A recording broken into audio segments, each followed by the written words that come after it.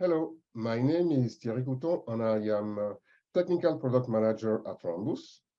And today, together with my colleague Keffer from Siemens EDA, we are going to address an interesting topic in automotive security, which is how do safety and security interrelate? So in order to position the problem, first we're going to present new automotive technologies and how they've changed automotive in the last decade. Then we'll do a quick overview of automotive security and automotive safety. And we will present what we believe to be the important point of intersection between safety and security. Then we introduce one of the solutions that we present to the security problem in vehicles, the embedded hardware security module, or EHSM. And we present how our collaboration with Siemens has enabled us to deliver a safe embedded HSM. We finally conclude this talk. So let's go first in see what we're talking about.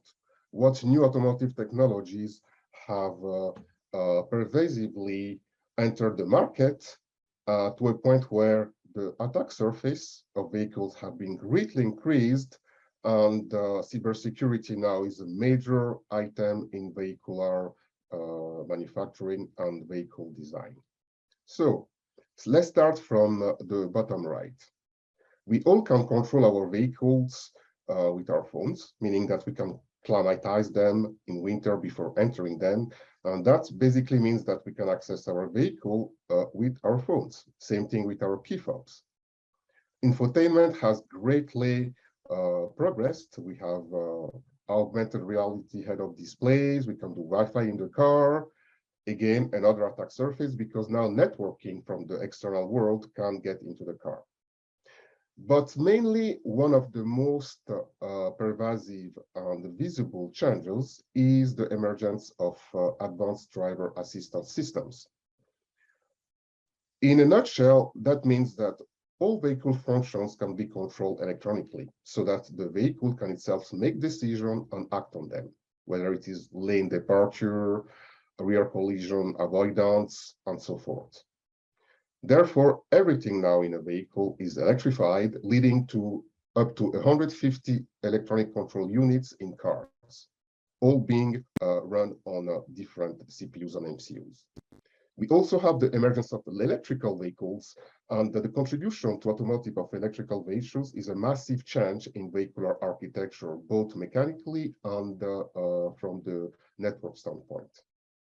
Finally, autonomous driving, especially level 5, aims at vehicles that do not have a driver, and at that point, the electrification is complete, and the dependency of the vehicle on external and internal network is also complete, leading to the highest possible attack surface.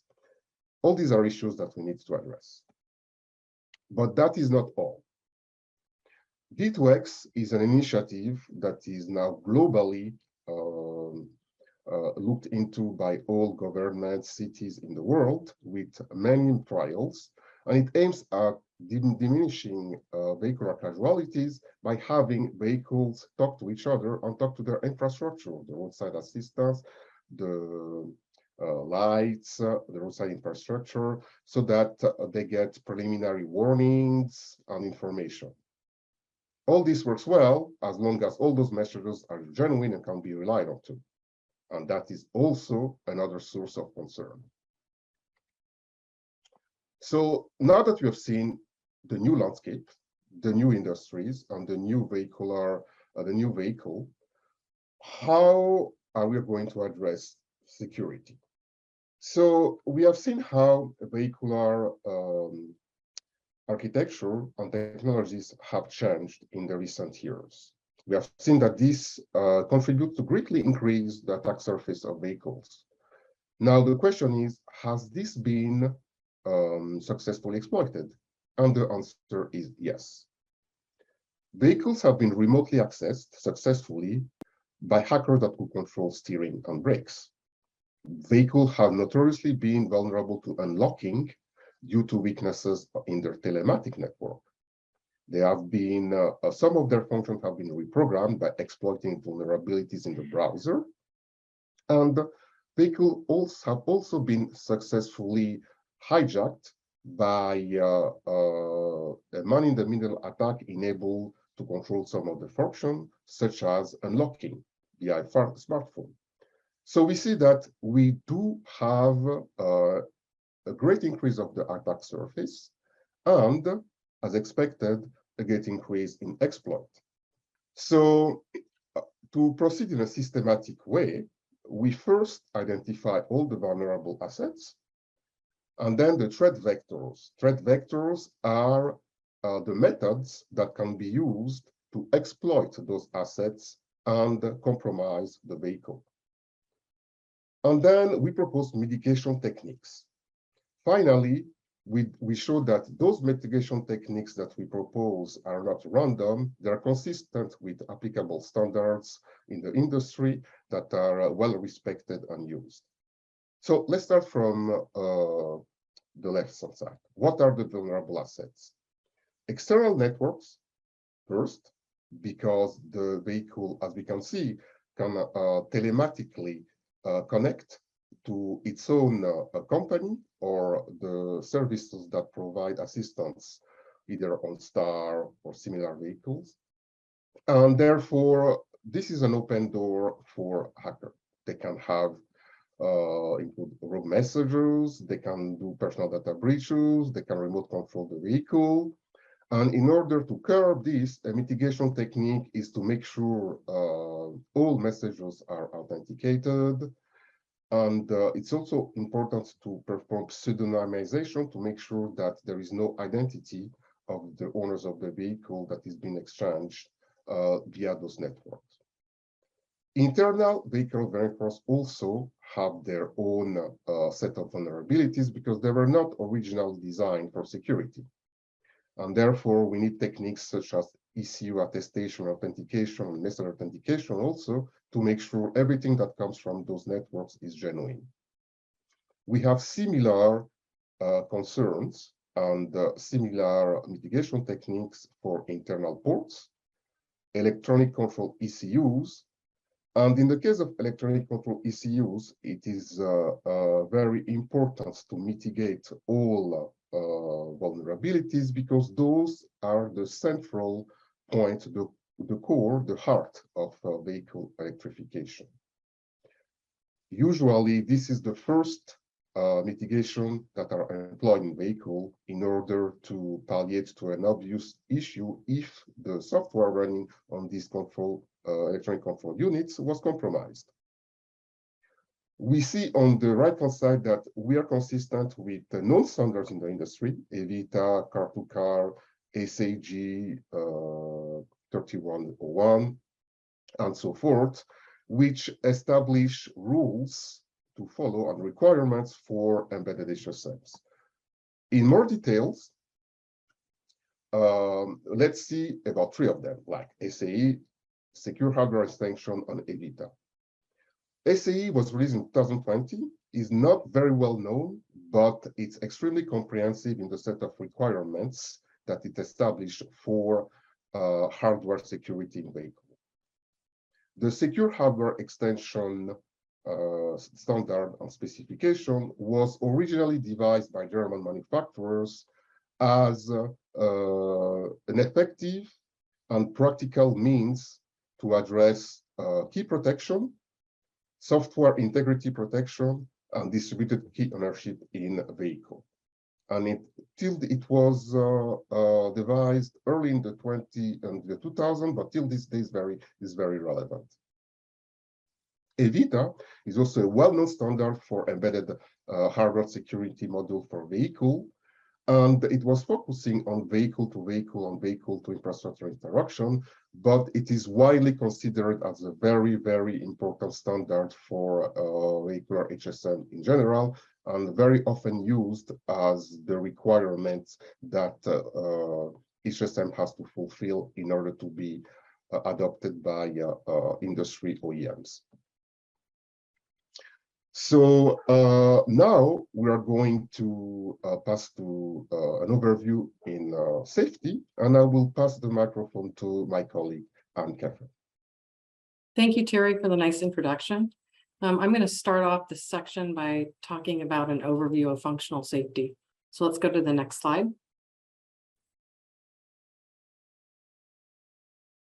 So really, what is functional safety? So safety for hardware designs developed for autonomous car features is really achieved through compliance to the standard ISO 26262. And the standard provides guidance for the development of electronics and electronic systems for road vehicles. Part 5 of the standard actually details the requirements and work products for development at the hardware level. And then Part 11 offers guidance on the application of the standard to semiconductor companies developing ICs. So the starting point is the definition of safety requirements and analysis to identify which types of failures have the ability to violate a safety requirement. And safety requirements are often defined at the semiconductor level, and then they get broken down into the hardware and software safety requirements for the levels below. The standard details both systematic and random hardware faults, and they're the two types of failures that have the potential to violate the safety requirements, and they have to be addressed during development and during the safety lifecycle. Next slide, please. So let's talk about hardware failure types. This is the traditional bathtub curve, which shows the difference between systematic and random failures.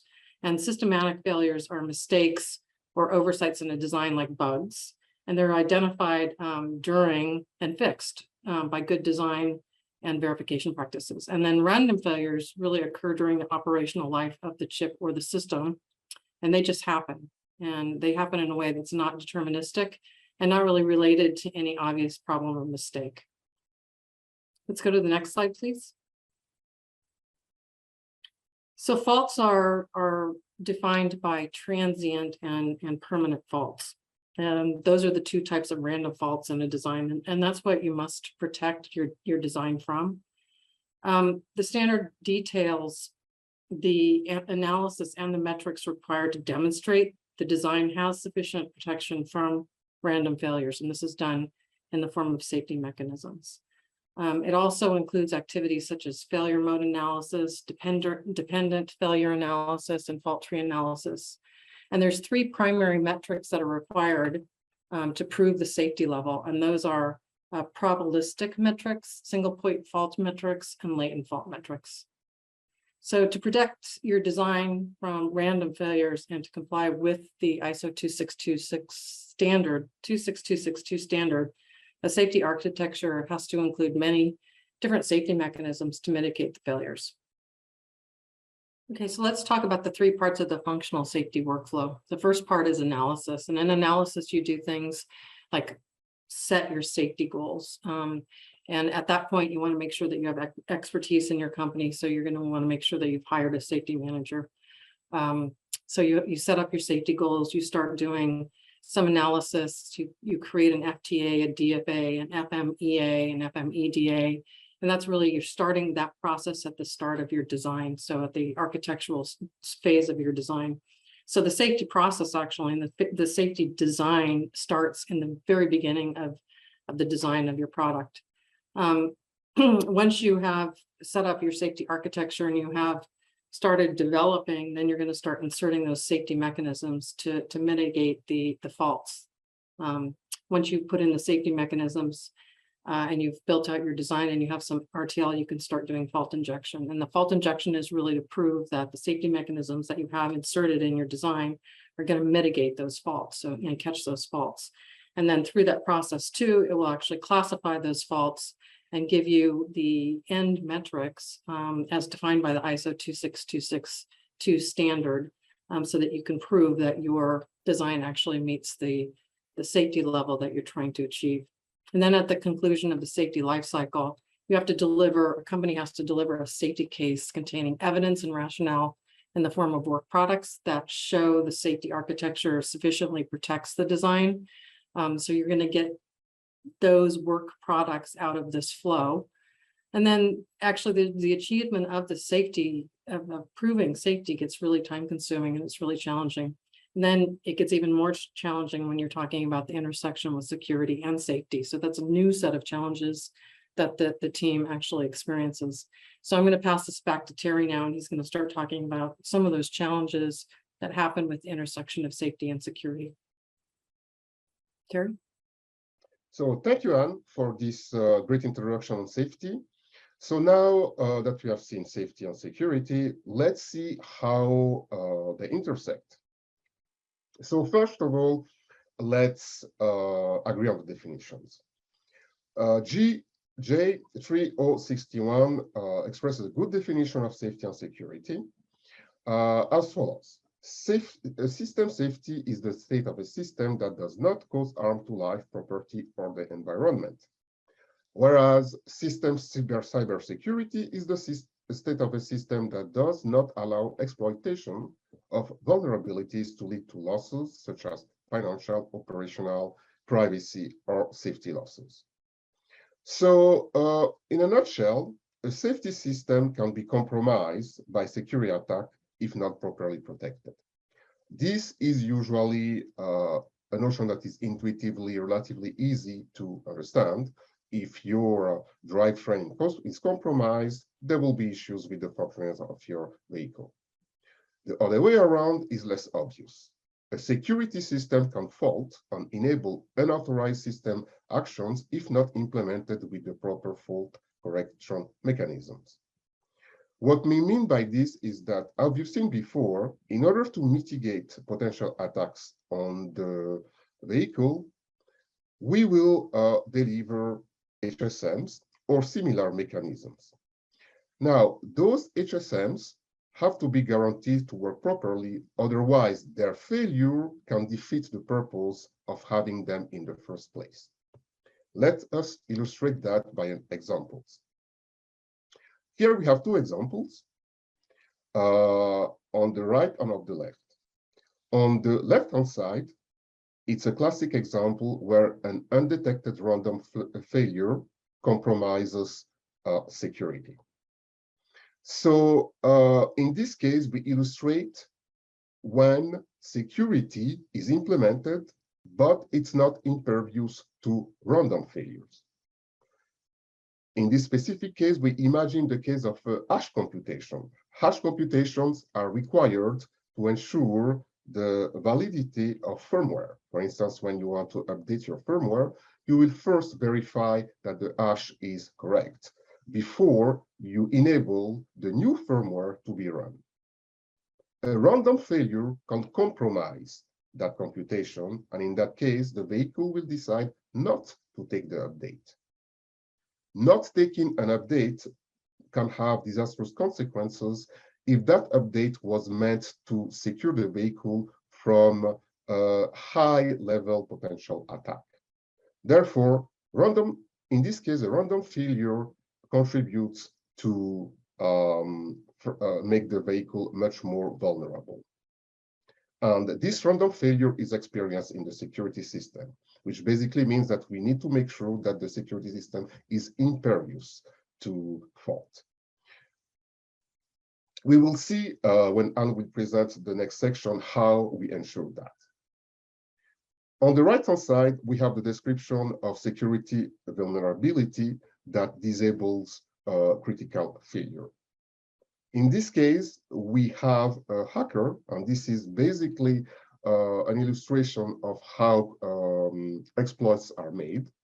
For instance, in this case, the adversary will record a genuine brake signal that brakes the vehicle.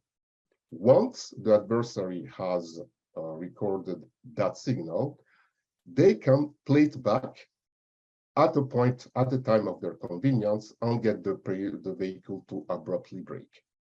This is possible because they're exploiting a security vulnerability that allows them to interpret their own messages in addition to genuine messages. So this is how safety and security can interrelate. And we see two cases where we illustrate this.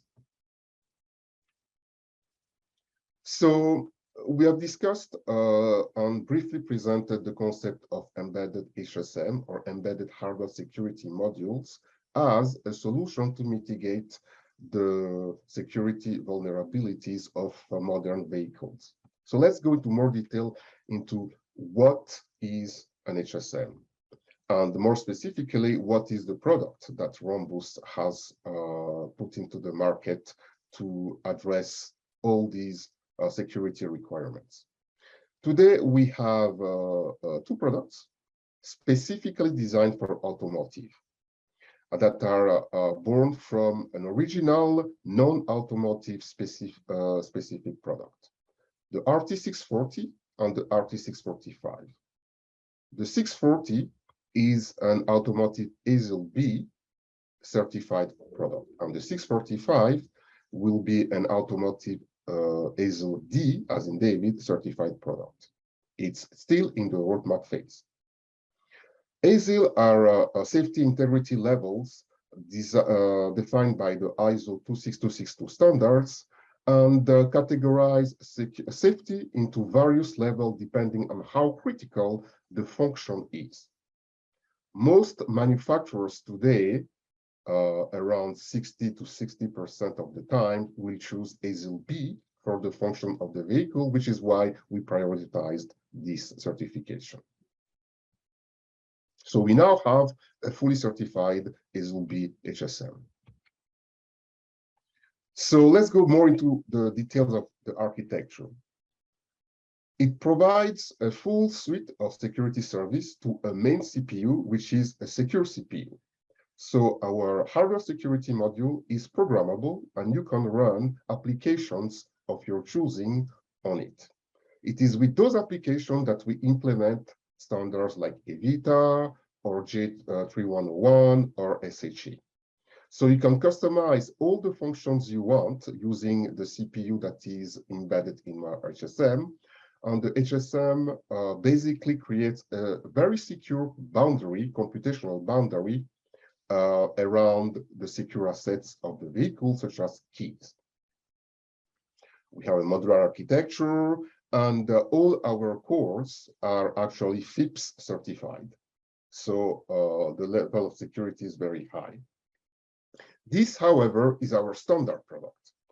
This standard product had to be augmented with what is called safety mechanisms to make sure it is impervious to faults. As we have seen in the intersection between safety and security, it's good to have an HSM, but now we can, in addition to having those functions available to us, we need to make sure they are impervious to fault. How do we do that? Well, we basically augment our hardware security modules with what we call safety mechanisms. Those safety mechanisms implement bitwise parity, periodic non-answer tests. A periodic non-answer test means that before you execute any function, such as AES computation, you ensure that the function works properly. So basically, you will do a quick encryption of a known value, expecting a known result, to make sure that nothing has been compromised in that hardware function. We also, for critical components, we have some redundancies, and you will see here that the CPU and other elements have been duplicated to make sure that if one fails and not the other, we detect it and realize there is a fault.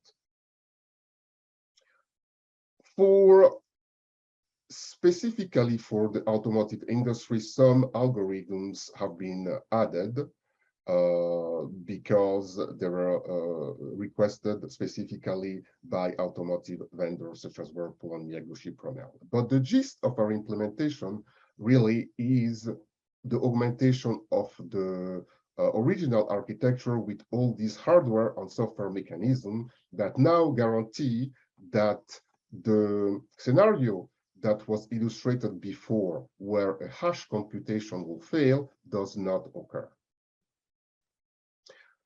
In order to ensure that, we have collaborated tightly with Siemens. And in the next section, Anne will introduce and present how that collaboration was made.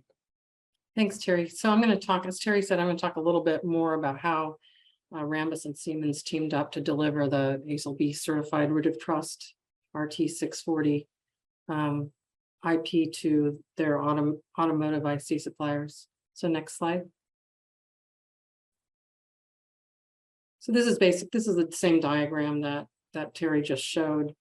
It's a generalized picture of the architecture, and it shows where the safety mechanisms are, and Thierry went over which safety mechanisms were used. The safety evaluation of the RT640 was completely hierarchical. So they started really trying to make sure that each block was safe and testing each block, and then they rolled up the metrics, the ISO 26262 metrics to the top of the chip. That's very traditional way of implementing safety. As Thierry said, to achieve their ASIL B safety level, they implemented a variety of safety mechanisms such as register parity, module duplication, and then the software safety mechanism called the known answer test. And the known answer test really presented a special challenge for the Rambus team, because they needed a safety workflow that could provide safety metrics for both hardware safety mechanisms as well as their software safety mechanism called the known answer test that they implemented in their RT640. So after evaluating methodologies and flows, they chose Siemens and the Siemens functional safety methodology and the tools in that flow to achieve their ASIL B safety certification. Okay, next slide.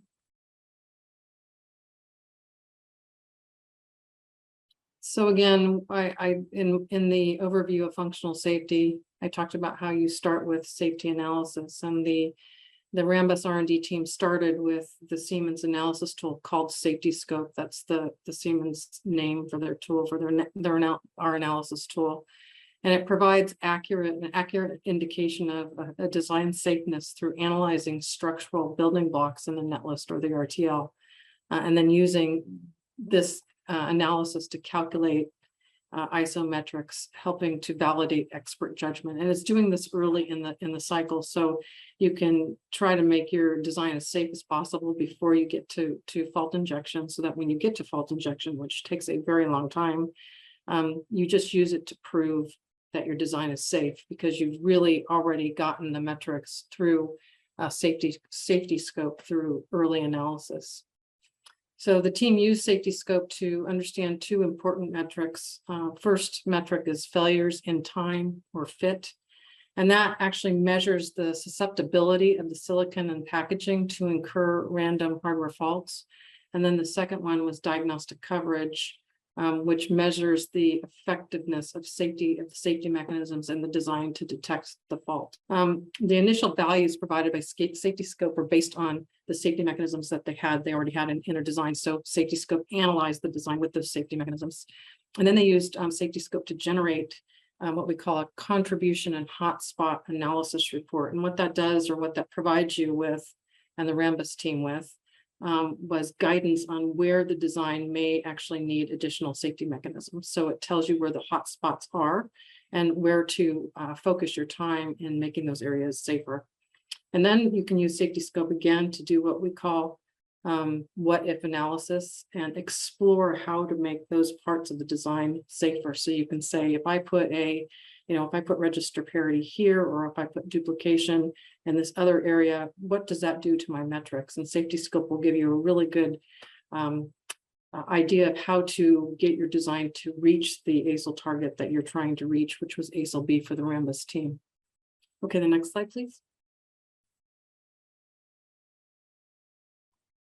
And as I said in my overview, once you finish your analysis, you do still have the ISO standard requests that you prove that you've met your metric, and you do that through fault injection. Fault injection, as I mentioned, can take a lot of time. So it's regression testing. You've got these really big designs. So companies like Rambus really want to optimize their fault injection time. So reducing the fault simulation time was a huge focus for them.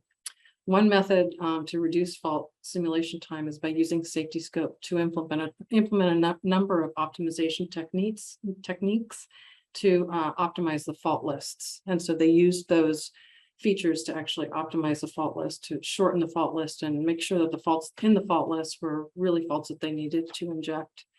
Their next step was running permanent and safety campaigns by injecting the faults into their design with Kaleidoscope. Kaleidoscope is a fault simulation tool from Siemens that is a high performance concurrent fault simulator, so it's fast. And it was developed specifically for functional safety applications. And then all the metrics from the permanent and transient fault campaigns were fed back into Safety Scope, and then Safety Scope creates a final report and combines all those metrics. And they use that final report as part of their safety package for their ISO 26262 certification. Next slide. So in conclusion, addressing the intersection of safety and security is really a challenge, a huge challenge. As you get into development of these very, very large designs for the automotive market, it's even harder.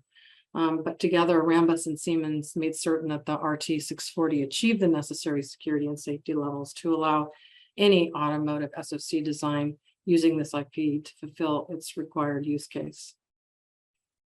So next slide.